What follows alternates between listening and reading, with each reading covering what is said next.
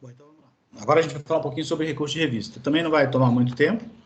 O conteúdo de prova de vocês se encerram por aqui, tá? Então, só reforçando. Qual é o objetivo principal do recurso de revista? Perfeito? A primeira coisa que vocês têm que entender é que o recurso de revista, ele tem uma chamada natureza extraordinária, perfeito? Por que ele tem uma natureza extraordinária? Porque ele se assemelha, dentro do processo civil, aos chamados recursos especiais e ao recurso extraordinário, tranquilo? Que vão ser analisados lá pelo STJ e STF, respectivamente. Aí você vai dizer assim, professor, ainda não entendi. Então, assim, por que essa natureza extraordinária? Por uma questão simples. Ele não se presta à discussão de fatos e nem de provas, perfeito? Ele tem um único objetivo. O recurso de revista é para discutir direito. Ou seja, ele tem por objetivo analisar uma violação de uma norma jurídica, perfeito? Ou seja, ele tem por objetivo analisar alguma questão, mais uma vez, voltada especificamente a uma violação a um artigo da Constituição ou, mais uma vez, alguma norma jurídica, entenda-se, mais uma vez, convenção coletiva, alguma lei infraconstitucional e assim sucessivamente, tranquilo? Então, ele não analisa provas, não analisa fatos, não analisa se a testemunha foi ouvida, se ela não foi ouvida, se no momento ela disse, se aquele documento que você juntou estava ilegível, ela não faz essa análise. Ela faz uma análise, objetivamente falando, e principalmente, de algo relacionado à violação, mais uma vez, de normas gerais, ou seja, Constituição, dissídios, convenções coletivas e assim sucessivamente, tranquilo? Então, esse é o primeiro ponto que a gente tem que analisar. O segundo ponto, né, ou seja, o segundo detalhe importantíssimo, que eu diria sempre que é o primordial, o objetivo do recurso de revista, ele é uniformizar entendimento entre os chamados TRTs, perfeito? O que significa isso? Que o Tribunal Regional do Trabalho aqui de São Luís, por exemplo, do Maranhão, que é o TRT 16, não pode ter um entendimento diverso do que tem o TRT 02, que é o TRT de São Paulo, por exemplo, perfeito? Então, assim, quando se trata do mesmo assunto, né, ou seja, da mesma matéria, ambos têm que ter um entendimento igual, não pode ser diferente. Então, quando você tem situações que, mais uma vez, sobre uma mesma matéria, perfeito, existe entendimento diferente, automaticamente eu sou obrigado, mais uma vez, a interpor o agravo, o recurso de revista. Não se esqueçam aquilo que nós dissemos há dias atrás. Para que você possa interpor o teu recurso de revista, você tem um requisito essencial, pré-questionamento. Ou seja, a matéria tem que ser pré-questionada em instâncias inferiores. O juiz ou o tribunal, eles têm obrigatoriamente que se manifestar acerca daquilo que você está pretendendo, perfeito? Então, assim, é obrigatório?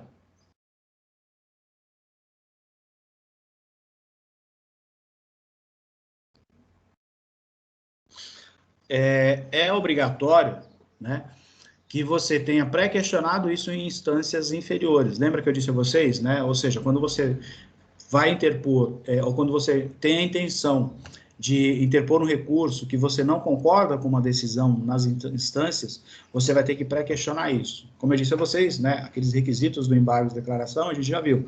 Ação, omissão, contradição, contradição, omissão e obscuridade, né? Ou seja, existe uma obscuridade em relação a uma sentença, por exemplo, um acordo, melhor dizendo. Aí você vai buscar o esclarecimento do juiz, perfeito, para que você possa dar seguimento no teu recurso. Por outro lado, às vezes a sentença não tem nenhum dos requisitos do embargo de declaração, mas você tem o objetivo de discutir isso em instâncias superiores. Então, você vai ter que pré-questionar, como eu disse a vocês, até para que o teu recurso não seja caracterizado como um recurso protelatório, você vai ter que fazer o quê? Você vai ter que falar, olha, o que acontece é o seguinte, eu pretendo recorrer dessa decisão. Então, esse recurso tem efeito de pré-questionamento da matéria, perfeito? E aí, ele necessariamente vai remeter isso para a instância superior, tranquilo? Então, voltando no que eu disse a vocês, eles têm, o recurso de revista ele tem dois focos principais que vocês não podem esquecer. Primeiro, né, para discutir direito, tranquilo? Ou seja, uma afronta à Constituição, afronta a uma lei federal, a um dissídio, enfim, necessariamente essa linha. E, por outro lado, ou num segundo momento, você tem, por obrigação, dentro dessa questão recursal, de uniformizar entendimentos ou jurisprudência entre os tribunais regionais de trabalho. Professor, ainda não entendi essa segunda parte. Vou dar um exemplo. Eu, né, e meu exemplo de sempre, né, o Maurício Pessoa aí, né, como diz, Maurício de Souza, nós temos aquela situação. Eu trabalho aqui em São Luís, trabalho na Vale, trabalho numa área que, de repente, tem insalubridade. Tem, e a Vale, por exemplo, não me paga insalubridade para essa atividade, mas ela está na minha convenção coletiva, só que eles não pagam. Maurício é a mesma coisa, trabalha na Vale, só que ele trabalha na Vale lá de São Paulo. E aí, dentro da convenção coletiva, está que ele também tem que receber insalubridade. Executamos a mesma função, só que em estados diferentes, beleza? Aí o que acontece? O Maurício é demitido, ele entra com uma ação contra a empresa, a ação é julgada procedente, tal, e o juiz lá em São Paulo concede a ele, perfeito, ou não concede, melhor dizendo, a insalubridade. Ele vai, entra com recurso ordinário, o tribunal vai lá e diz que tem que pagar, porque está efetivamente previsto na convenção coletiva, tal, e automaticamente define, né, que ele tem que pagar o insalubridade para o Maurício lá. Ou seja, foi feita uma decisão dentro do tribunal de lá. Mais uma vez, eu entro aqui, sou demitido também, entro com a minha ação, o juiz entende que eu não tenho direito a receber a insalubridade. Eu vou interpor um recurso ordinário, perfeito? Ou seja, aquele recurso que a gente já viu, que ele não é um recurso tão técnico, né? Ou seja, eu posso recorrer de tudo que eu quiser. Eu interponho o meu recurso ordinário. E aí, no momento da interposição do meu recurso ordinário, o tribunal vai lá e julga também, mais uma vez, improcedente o meu recurso.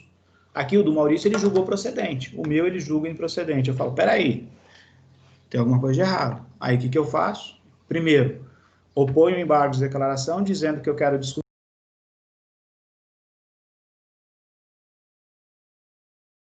mais uma vez, objetivo de pré-questionar a matéria. Entra com embargos de declaração, espera sair a decisão dos embargos, né, mais uma vez, segue normal, e interpõe o meu recurso de revista. Quando eu for interpor o meu recurso de revista, eu pego esse acórdão aqui, que definiu acerca da insalubridade, perfeito? E junto nesse processo, perfeito?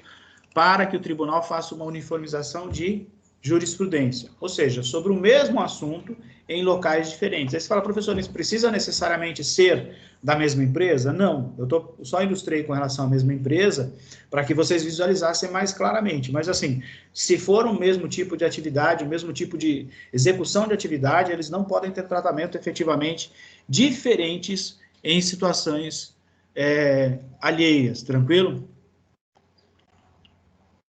Tranquilo? O que mais aqui? Então, a previsão, né, ou seja, o cabimento, né, efetivamente, do recurso de revista, está lá no artigo 896 da CLT, perfeito?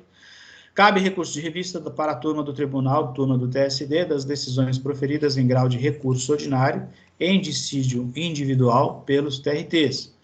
Aí ele vem, quando derem ao mesmo dispositivo de lei federal, interpretação diversa de que lhe houver dado outro tribunal, perfeito?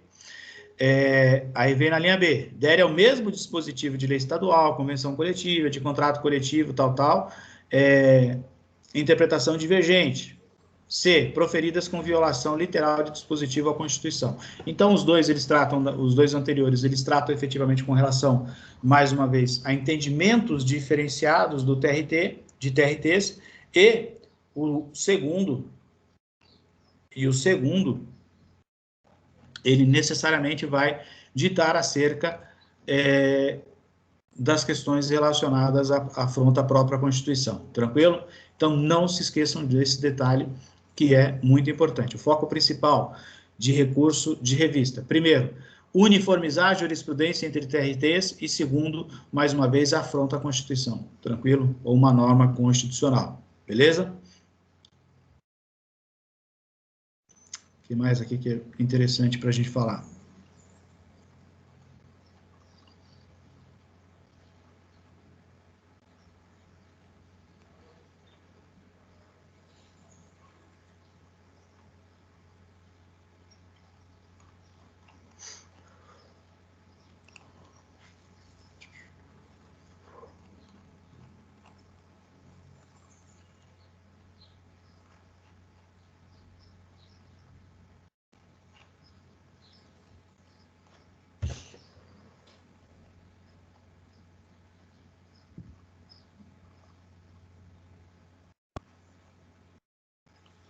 Mais uma vez, né, o requisito com relação ao cabimento, um dos pressupostos de admissibilidade, vocês vão ter que agregar aqueles tantos que a gente já tem, né, chamado pressuposto de admissibilidade, ou seja, tempestividade, preparo, formalidade, cabimento, legitimidade, interesse, vocês vão ter que agregar o pré-questionamento, perfeito? Ou seja, a matéria tem que ser discutida, o tribunal ele tem que se manifestar dizendo que sobre aquele assunto que você está pretendendo interpor o teu agravo de instrumento, teu recurso de revista. A gente já falou sobre isso em outras oportunidades, mas eu vou reforçar, perfeito? Disse pré-questionada a matéria ou a questão quando a decisão haja sido adotada explicitamente em tese a respeito, perfeito? Então, ou seja, quando você pré-questiona e o próprio tribunal se manifesta. Mas, como eu disse a vocês, mesmo que é o que está aqui, perfeito? Quando você interpõe ou põe embargos de declaração e o tribunal não se manifesta sobre isso, já se considera pré-questionado, ou seja, considera-se pré-questionada a questão no terceiro aqui, ó. Considera-se pré-questionada a questão jurídica invocada no recurso principal, sobre a qual se omite o tribunal de pronunciar a tese, perfeito? Não obstante, opostos embargos de declaração. Então, às vezes, é o que eu disse a vocês. Você vai opor embargos de declaração, né, e o tribunal vai dizer, não tem nada para acrescentar sobre isso. Então, assim, não é porque ele se manifestou ou não se manifestou, melhor dizendo, que necessariamente você vai falar que não foi pré-questionado ou que não cabe o teu recurso de revista. Cabe sim. O importante é que você tenha, como diz o ditado, faça a tua parte. O importante é que você pré-questione a matéria. Uma vez que você pré-questionou a matéria, automaticamente não se faz necessário que o tribunal apresente uma tese dele. Tranquilo? Então, isso também é algo que a gente vem discutindo, né, há tempos aí, justamente na questão dos embargos. Perfeito? Aqui um detalhe também, né, essa súmula aqui também é muito interessante, ocorre preclusão, perfeito, quando não forem impostos embargos. Então, assim, se você foi proferido um acórdão, você não interpôs ou não opôs os teus embargos de declaração para que eles venham, mais uma vez, suprir a omissão sobre aquele item específico, você já precluiu efetivamente no teu direito, por óbvio, não vai ser cabível embargos de declaração. Tranquilo? Então, não adianta você falar, mas, poxa, eu vou entrar com recurso, eu não vou discutir nos embargos, mas eu vou discutir no meu recurso ordinário. Não necessariamente. Pode ser que entenda que não seja pré-questionado. Tranquilo?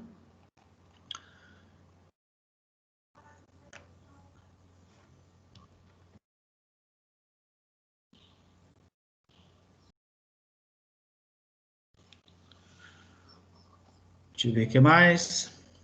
Recurso de revista no rito sumaríssimo. Aqui ele é um pouco mais restrito, né? Então, só para deixar claro, vou até copiar o artigo 9º aqui, parágrafo 9º do artigo 897, também é muito importante para a prova de vocês.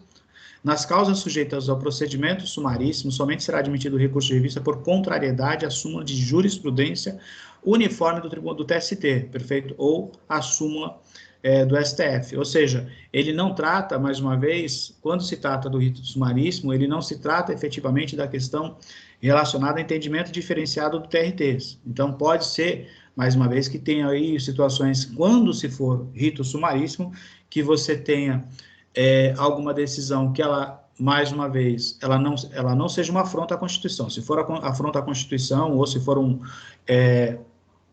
como diz, uma jurisprudência, uma súmula vinculante, efetivamente, não vem o caso. Mas se for, mais uma vez, essa mesma situação que eu acabei de comentar com vocês, por exemplo, insalubridade, ou seja, não me deferiu aqui insalubridade, está previsto aqui na minha CLT, na minha convenção coletiva, e não de concessão, mas de valor. Na minha convenção coletiva está dito que eu tenho direito, por exemplo, a 50% ou 60%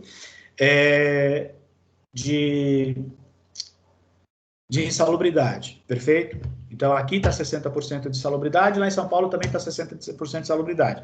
Ou seja, só que dentro da norma da CLT, eu tenho lá grau mínimo, médio, que chega a 10%, 20%, 30%, perfeito? Então, o que acontece?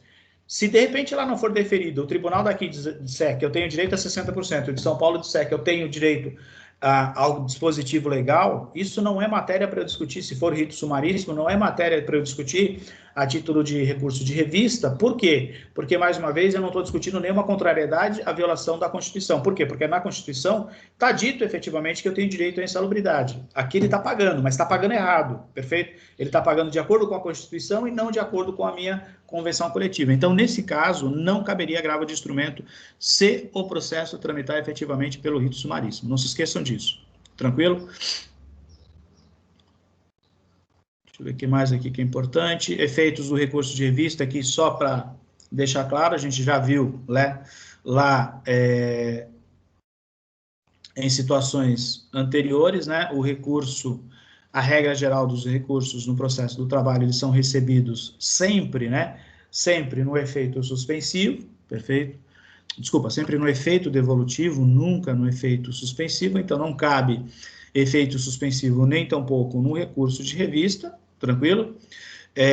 Então, mais uma vez, se fosse o caso de você querer obter um efeito suspensivo, no recurso de revista, você teria lá que fazer, por exemplo, aquela medida cautelar que a gente comentou, você entrar com uma cautelar para que fosse atribuído efetivamente o efeito suspensivo, mas regra é só efeito devolutivo, perfeito?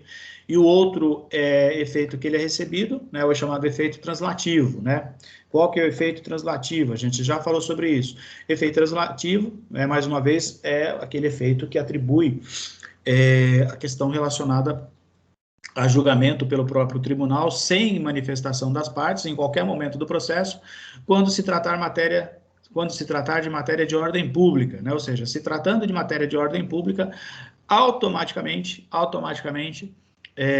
nós não temos aí, não estaremos diante da possibilidade, ou estaremos diante da possibilidade do efeito translativo, ou seja, o próprio tribunal modificar de ofício aquela decisão, tranquilo? Então, se eu ventilei no meu recurso alguma questão de ordem pública, mais uma vez, principalmente no que diz respeito à incompetência absoluta, né? Ou seja, o tribunal pode se manifestar. Está lá no artigo 64, né? Ou seja, a incompetência absoluta ou relativa será alegada como questão preliminar de contestação, tal. Parágrafo 1º, a incompetência absoluta pode ser alegada em qualquer tempo e grau de jurisdição. Tranquilo? Então, mais uma vez, os dois efeitos que, via de regra, são recebidos o recurso de revista, o primeiro deles é somente efeito devolutivo e o segundo efeito translativo. Beleza?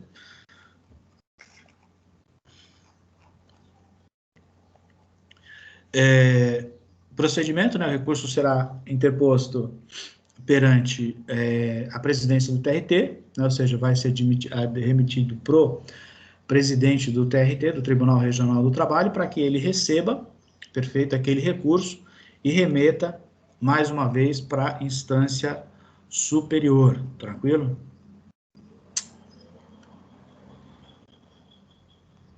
Aqui um requisito, como eu disse a vocês, e lembrando que a gente vem comentando, inclusive, foi questão de prova. Quando você tem a questão do recurso ordinário, ele é um recurso com menor complexidade. Então, assim, como diz, o jus postulante pode ser feito ele alcança até o recurso ordinário, beleza? Entretanto, o recurso de revista, a gente falou isso inclusive na questão de prova, ele é um recurso mais técnico, né? Ou seja, é um recurso que demanda um pouco mais de detalhes, aquela coisa toda. Portanto, aí já não é mais feito uso do jus postulante e precisa de um advogado propriamente dito nesse momento para a elaboração desse recurso, né? Principalmente pela questão do pré-questionamento, aquela coisa toda. E aí ele traça algumas obrigatoriedades que, se você, mais uma vez, o próprio parágrafo do artigo 96, é claro, ó, sob pena de não conhecimento, é ônus da parte. Primeiro, indicar o trecho da decisão recorrida que consubstancia o pré-questionamento da controvérsia, perfeito? Então, você vai ter que criar um campo lá, como diz, né?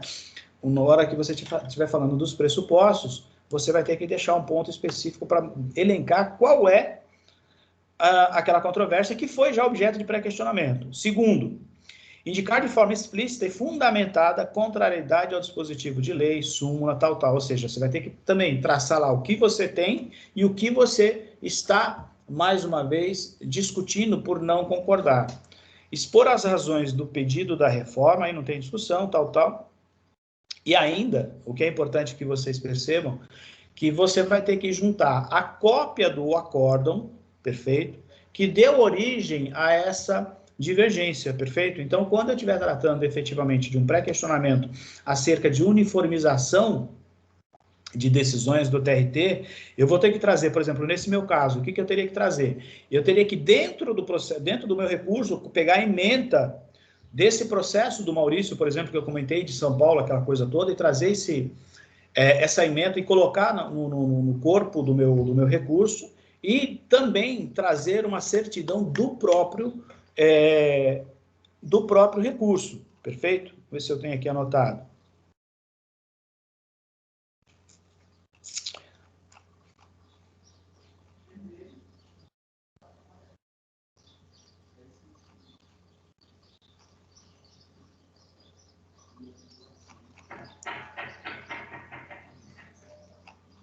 Eu acho que eu tinha anotado aqui, só um minutinho.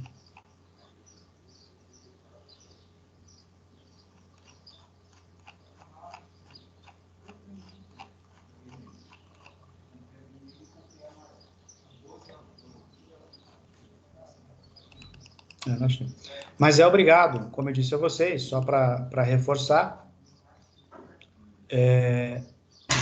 justamente essa questão, né? Ou seja, é obrigatório que você traga, né? Ou seja, essas informações do que necessariamente você precisa conter no teu recurso de revista. Então, o chamado pressuposto de admissibilidade, entre outras coisas, é inclusive o fato de você trazer o acórdão de paradigma, aquele acórdão que você pretende que seja usado, que no caso seria do Maurício, que você pretende que seja usado como referência, tranquilo? Aqui um conselho que eu sempre dou a vocês, cuidado com advogados, às vezes advogados de má índole, aquela coisa toda, e a gente sabe que tem, eles podem criar acórdãos que de repente não existem. Então é sempre bom quando você for contrarrazoar um recurso de revista e o cara apresentou um acórdão, vai lá e pesquisa aquele acórdão, se realmente ele existe, aquela coisa toda, se ele é verdadeiro, tranquilo? Para que você não tenha problema com relação a isso.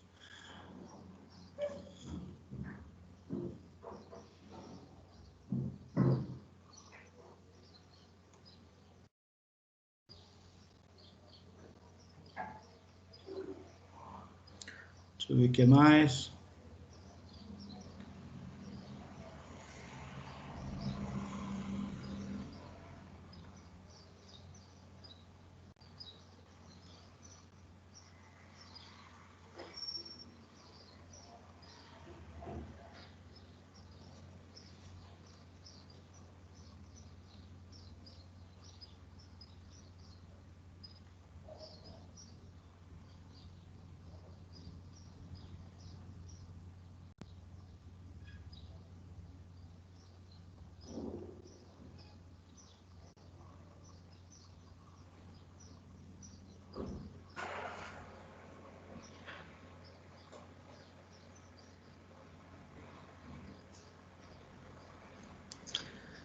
Bom, com relação a preparo, né?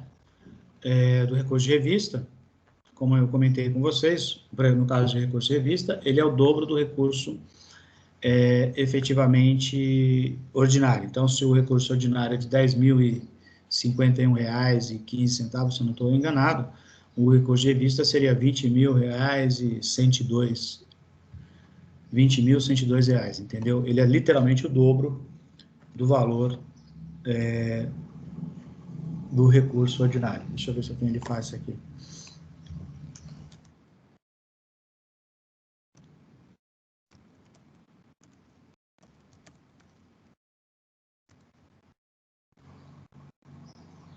R$ 20.118,30, né? Então, o valor do recurso de revista é R$ 20.118,30. Não se esqueçam disso. Tranquilo? Como eu sempre digo a vocês, deixa eu até pegar aqui a notícia que está aqui.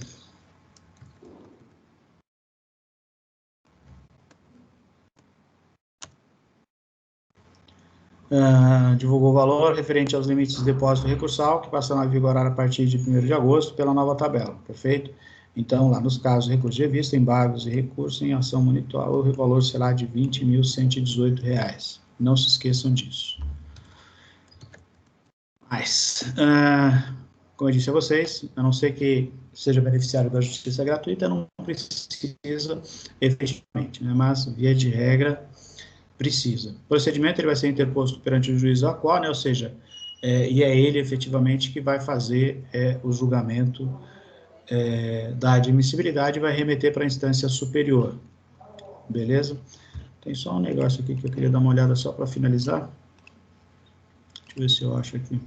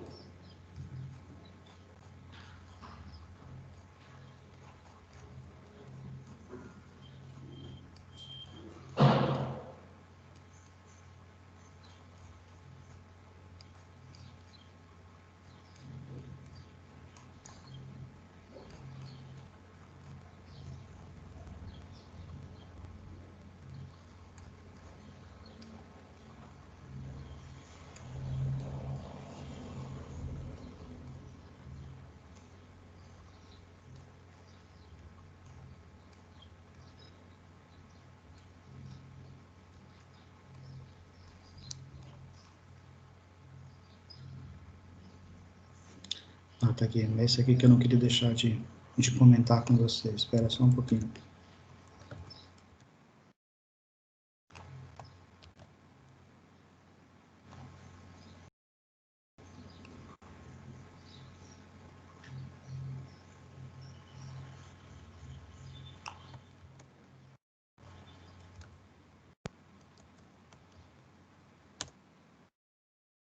Então, pessoal, para finalizar, para comprovação da divergência justificadora do recurso, é necessário que o recorrente junte certidão ou cópia autenticada do acórdão, paradigma, como eu acabei de comentar. Então, esse é um requisito essencial daquilo que você pretende, perfeito? Então, se você não juntar isso, são itens obrigatórios.